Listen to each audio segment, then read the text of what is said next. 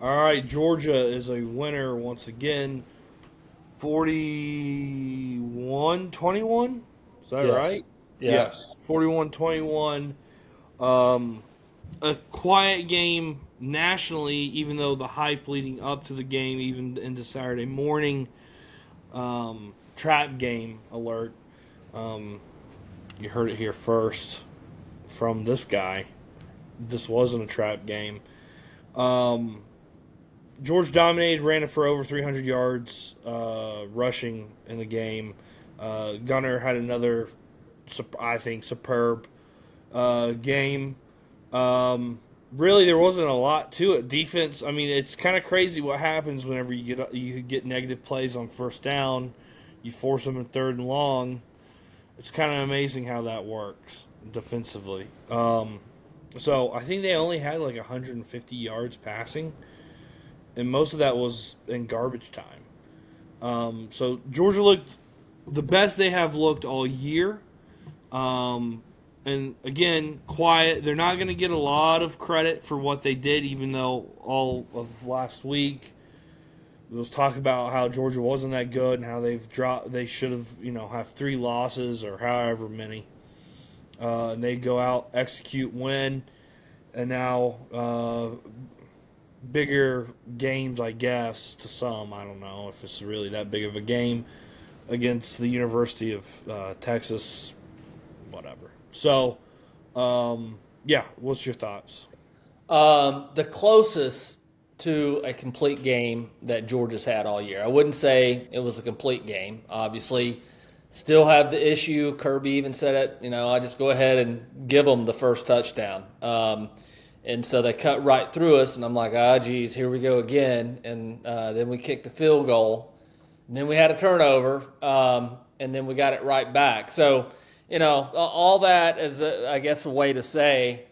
Um, Outside of the opening dicey first quarter, the game was in control the entire time. And I will say that there's been plenty of times, in my humble opinion, more times Kirby outcoaches the opponent, um, and he did that on Saturday. That Yeah, him whenever in a he pulled blender. it, huh? He put him in a blender. Yeah, and that the game was over. Whenever we went up 24-7 at halftime, Yeah, that was effectively the end of the game. And it had to do with us getting that touchdown and drawing them off sides there. So Kirby outcoached Mississippi State staff. Kirby and Georgia staff outcoached Mississippi State. We had better players. I think we were better conditioned, and we have a better culture. So for all those reasons, it was the first time that we won comfortably in SEC play. I don't know. I it's would love. Kentucky.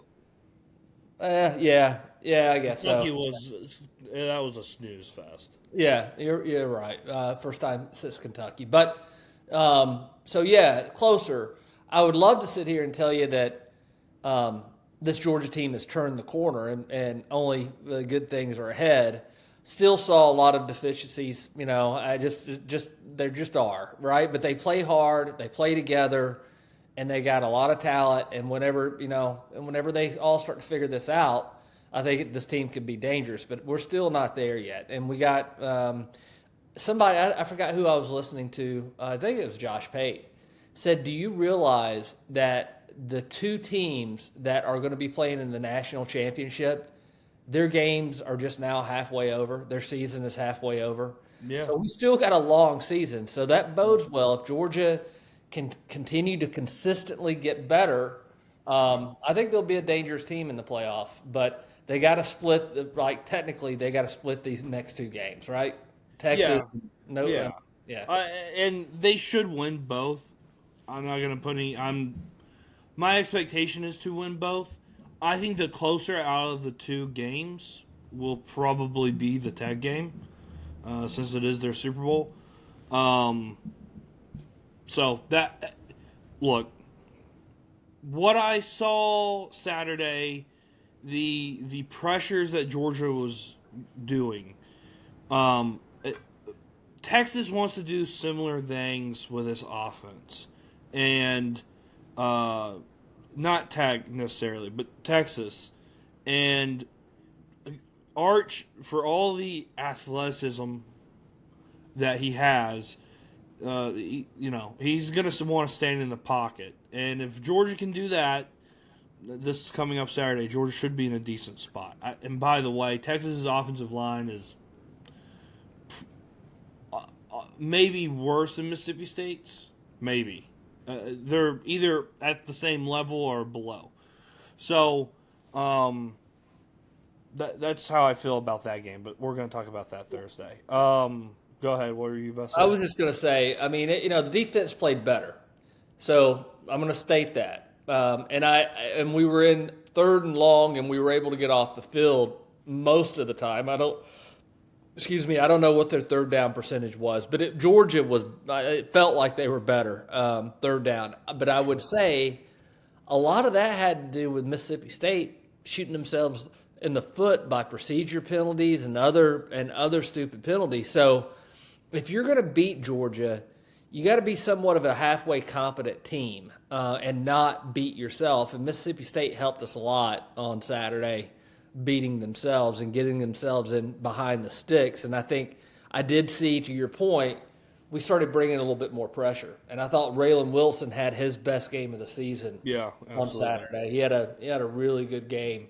So, yeah, I mean, we're gonna in order to get to the quarterback, which affect the quarterback, we're gonna have to dial up because we're not gonna be able to get there with just normal. That's just not who we are. So we're gonna have to dial some stuff up and probably take some chances and probably get beat on some explosive because our defensive backfield there were still plays on Saturday where players were as open. I haven't seen them that open against Georgia. I mean, outside of this year, I'm talking about in previous years ever. But so that tells me that there's still some growing pains in the secondary. So we're going to have to get a little bit more creative and exotic to affect the quarterback, and hope teams will implode and shoot themselves on the foot. And if Gunnar Stockton is playing the way he played Saturday, and the offensive line is, you're going to have to score a hell of a lot of points to beat Georgia. Yeah, that was what I was about to say. Defense, I think I have seen an improvement from the bye week on this defense. Now, it could be the quality of, Mississippi State's offense is pretty good. But might be the quality. But they have improved continually.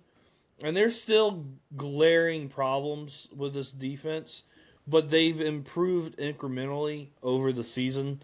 And so, like you said, if this is the halfway point of their season, hopefully it is, we're only going to see them get better as time moves on. And I think this defense is if they're playing like this down the stretch, Georgia should be in a good situation to win out. But this is not to interrupt you, but one of the things that is and I just get this feeling. And you can't measure it, right? But I do believe this is probably one of the most selfless. I mean, they genuinely get excited for the other people when they do. And so I think all these guys play really hard for each other. And that does make up for a lot of, like you're talking about, we're going to have some bust on the back end. But I think the offense is like, oh, well, we're just going to go out there and score. Y'all hold them the next time. And that's the attitude.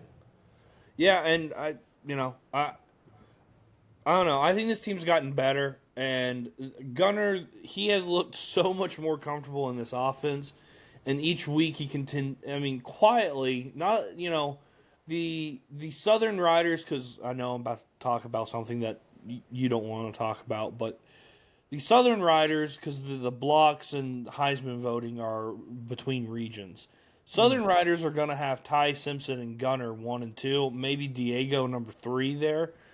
He could, depending on how their season ends against Tennessee, he could be up there. By the way, Vanderbilt still not dead in this thing. They can sneak into the playoff here, which is kind of crazy to think about.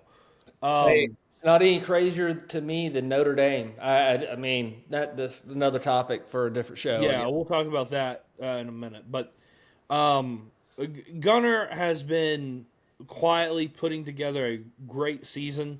I think he deserves all the accolades that's coming his way. I think he's played exceptionally well, and I don't see why that wouldn't stop against some of these defenses that Georgia's about to play. So, but it helps a quarterback a lot whenever you're dominating up front Yes, and it does. you're able to run the ball. And Nate Frazier, it was good to see him bust one.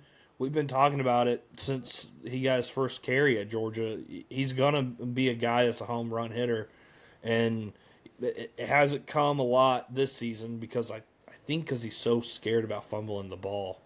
And a lot of people blamed him for the loss against Alabama. It's just good to see Chauncey. And, man, if we could get Dwight Phillips, because Bobo's starting to give him a little bit more carries, I've noticed that. You're talking about really four heads in the backfield there that can bust. It would be huge if he could bust one out. But So over 300 yards rushing, right? Well, what's his name? Nate Frazier had 180. I forgot exactly what the number is, but 180. It was like 323, I think, was the. When you do that in the Southeastern Conference, that is dominating. So Yeah. the offensive line, that's another thing we haven't. If they can stay healthy, I mean, you and I talked about it off air during the game. Still see some issues with our number 71, but Yeah. the team as a unit they've gotten a lot better. I will say that. Yeah. So anyway, Glover and Gaston, both. two young players, that are going to be they're going to really be good. nasty. And look, this offensive line's probably going to maybe Monroe Freeling, and I don't see Ernest Green going pro, but maybe Monroe Freeling goes pro. This offensive line, for the most part, should stay intact next year. And if you start to kind of peek ahead to next season, and there's not a lot of guarantees with the transfer portal and everything, but this could be a special run here. It's starting to the momentum starting to kind of shift on this team. Well, the offensive line play, I will tell you, I don't know. It's been since early on in third, fourth game that I have noticed a difference in the offensive line, and I don't know when Green started getting healthier. Whenever that was, that's probably 2-3 weeks back when he started getting in a little bit, huh? Ole Miss. There's been since that time, this offense in my mind has gotten better. They had to get better to win that game against Ole Miss. Yeah, and for sure. They grew up and got a little bit more comfortable and confident in themselves against Ole Miss. And and I will say the passing game has lost a little bit, and I've noticed it with Colby Young being out and blocking on the edge, especially on those screens and swing passes. There has been a noticeable difference there, but now we've gone from using on the outside Colby Young to using the tight ends more. It's nice to see Delp and Lawson Lucky, R.I.P., and Elias Williams and Jaden Rydell out there making plays. And Jaden Rydell hasn't gotten a lot of catches, but what he does in the blocking game is, I think, pretty impressive. So Georgia's going to be a hard out in the playoff. I don't know if they'll win a national championship or not at this point. I still don't really know yet. I don't think anybody knows at this point. No, I mean, we'll talk about that in a minute. Yeah. But, this is going to be a tough out, and, I don't know what to expect, but I'm impressed each and every week with this team, how they find ways to win games and how they continue to improve, and I expect to see that improvement next week and here on out to the end of the season. So that's how I feel about the game. So speaking of Lawson Lucky, that looked nasty because I think he was not completely out, but Kirby seemed to be optimistic that he was going to be able to go this week. So that's good. And then I didn't hear about Bobo, but on his snapping hand, evidently he's got sew it up. Yeah, so Yeah. just something to be aware of, I guess. Take that up. You'll be all right. Not that big of a deal. But, all right. Talk about big picture. Talk about the playoff rankings. By the way, really dumb. The whole system's dumb. If you're going to have the top 12 teams, I think we've said this every time. I think we said it back when it was the 14 playoff. If you're going to have the best 12 teams, you should have the best 12 teams and no qualifiers on that.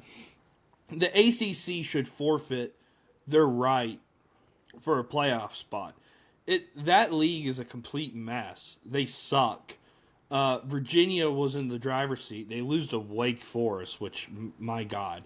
Duke, who, by the way, could go into the playoff. Yeah. Because they automatic qualifier, right? Yeah.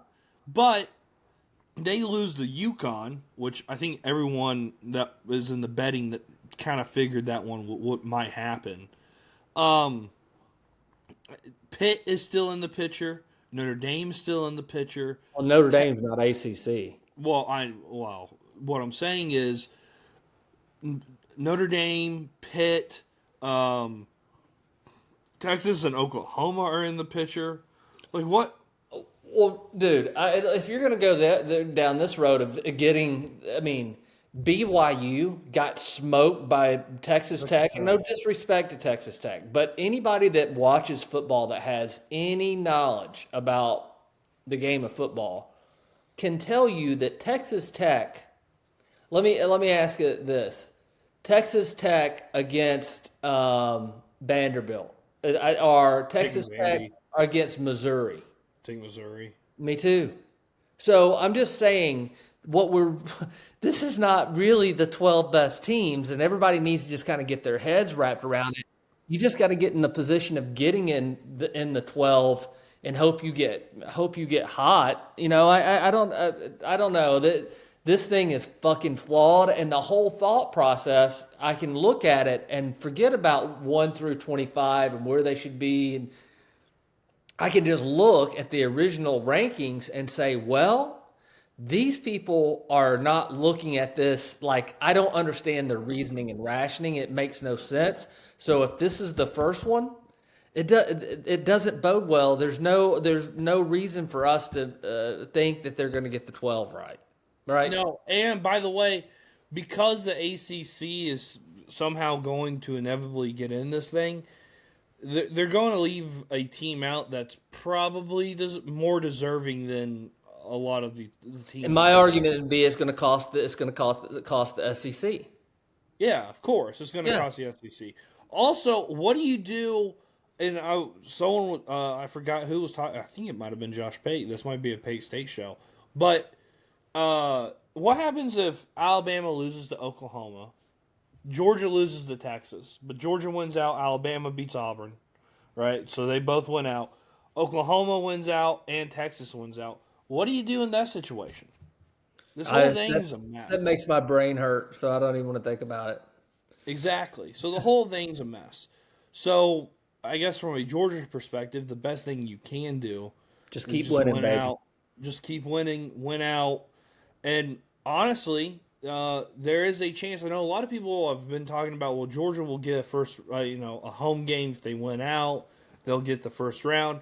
There's a good chance if Georgia wins out and then the chaos kind of unfolds like it, will. Georgia could be having a bye in the playoff and play someone in a bowl game. I don't understand the last part. Play somebody in a bowl game. What do you mean? Well, instead of hosting a playoff game at home, play at a neutral site in a bowl game. Yeah. So I don't know. All these different hypotheticals and scenarios. I don't. Outside of just trying to understand the thought process of the frigging committee, these rankings mean shit to me. They are. Everybody talks about this team should be above this team. Listen, if you're going to put BYU and Notre Dame in there and looking at who they friggin' play, I'm out automatically. I can watch football, and I'm not the smartest guy in the world, but I can figure that shit out. They don't – Notre Dame more than – Notre Dame deserves to be in there more than BYU, but still, neither one. Listen, if you're gonna, you lost 2 games already, the 2 biggest games that you play. If you're Notre Dame, right? Yeah. Arguably, Yeah. and you play a shit schedule the rest of the way. So what Yeah. am I? A strength of schedule? They can tell me it matters. They put that in there. I don't know where they put that in. Yeah. No, I totally agree with you. It's crazy to me that Notre Dame is going to be able to sneak into this thing because they're Not not only deserving. sneak in, everybody national media feels really good about it. Like we're one of the few They're that are. they're telegraphing it. They're telegraphing the playoff field. If you know, let's just be honest. I don't know. It is with as much money and as much emotion and as the off season and knowing what went wrong last year. The fact that we can't come, I'm not asking it to be perfect, but a logical, rational system that makes sense, we still are not going to get it right. And more importantly, there's no transparency on how they're making these decisions. There's None. no fucking way, excuse my language, that these guys are watching all the games. No. Listen at their overview of Georgia. Oh, we took a look at Georgia. Gunnar Stockton can beat you with his legs, and he can beat you with his arm. Yeah. The hell? Thanks, dude. That's your analysis. That's your deep analysis that everybody's going to be basing their lives on. And you come out with this. And by the way, he's a Big 12 guy. What is the justification for having all 3 Big 12 teams in there? There's none. Clearly, BYU got their asses kicked. They didn't need to be in there. It's embarrassing that you put them in there. So I don't want to hijack the show, but we could argue. I don't care about the 1 through 25 and where they're at. I do care about the logic that goes behind it because there seems to be none. No, there is none. So, I, here's a question: do you think after last week, do you think Georgia can win a national championship? No. Really, you're still okay. Well, you made a comment during the game during the emotions of the battle about why I'm so confident on this team. I still have not seen a team, I think, that can. I mean, Alabama obviously I saw, but I really don't see a team that, given that I would not feel confident with Georgia winning a game. Georgia's gonna. I mean, listen. I'm just talking. And I sound like a cheap fan, but they're gonna have to play more consistently. They're gonna have to quit having the whatever the character playing with their food, playing down, or whatever the case is, or getting themselves behind. Because when you get into the playoffs, you're gonna be playing really good offenses, and they're gonna have to be more consistent and play more like they played on Saturday against the rest of the season against Tech and. Texas, and prove to me that they can play on a consistent basis. When you're always coming from behind, you're going to get in a game to where your offense has to be so perfect and your team has to be so perfect and the stakes are going to be so high, and one mistake, a drop ball, a fumble, all these things matter. And that's the reason I will tell you that right now, based on what I've seen, I don't think Georgia can win it in the way they're currently playing. They're closer, if they beat Tech and they play well and they beat Texas, I might say, okay, given the competition that Georgia plays, given that the Big Ten really doesn't play anybody, given the fact that Georgia's been in all these close games, they've been here before, this moment's not going to be too big for them, and they're not going to let a team jump on them. And have such a tall mountain to climb the rest of the 2 quarters or 3, then I might say yeah. But right now, no, they're not playing well enough. Well, all right. I still think this team's capable of doing everything that they want to. So, It's like I said, I would love to tell you Georgia turning the corner. I've got to see it. I'm not going to say that Georgia's turned a corner, but it was a step in the right direction for sure. Sure, no doubt, no doubt. Now they just got to go another step or two the next game and another step or two. And then if they do that, then I might come around and say, yeah, I like our chances. If we get in, look, could we have a puncher's chance? For sure. But I don't think listen, Indiana's obviously clutch. That was a big time moment. They knew all the eyeballs were on them and they, come down in crunch time. So I don't know, Oregon, same thing. They've been pushed to the limit. I don't know if on a neutral field, given any given night, could Oregon beat Georgia? Yeah, Well, all these teams are. I think the top teams could be able to beat Georgia. Yeah, I but agree. I also have the ability to say that Georgia could beat all those teams as well. I think they could. Georgia could. I would like to show a pattern of we're not behind all the time and playing with no margin of error, and we're able to consistently do that. And then I would say, yeah, to that. Yeah, I think Saturday is a big test to that. Me too. You got Texas, who is irregardless of what I think about them and what some other people think about them, they have a shot to get into the playoff. If they win this game and they beat A&M, there's a shot that they get into the playoff. So they're fighting for their lives here. They're a caged animal. They're on the road. If Georgia can handle them, which they should, then that would give me a lot of confidence going forward. And I know a lot of people make a lot out of this Tech game, but I have to see it to believe it at this point of the season. Well, I know we're going to get into it closer to the game, but I agree with you. Texas is in a must-win. There's a lot. I mean, there's always a lot riding on every game for every SEC program, but more so than usual, I would say, for Texas right now. Right.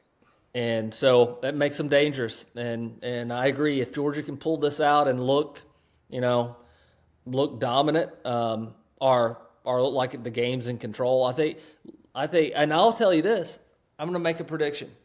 Especially, and there's going to be, if there's more chaos, I believe the committee is wanting to get Texas in.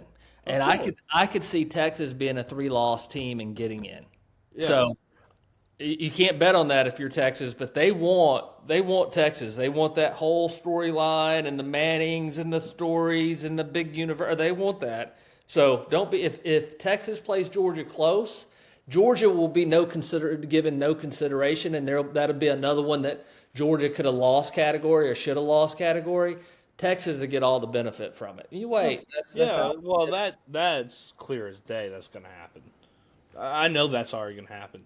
So bullshit. Yeah, it is. But another thing is Texas hasn't really played that well away from Austin.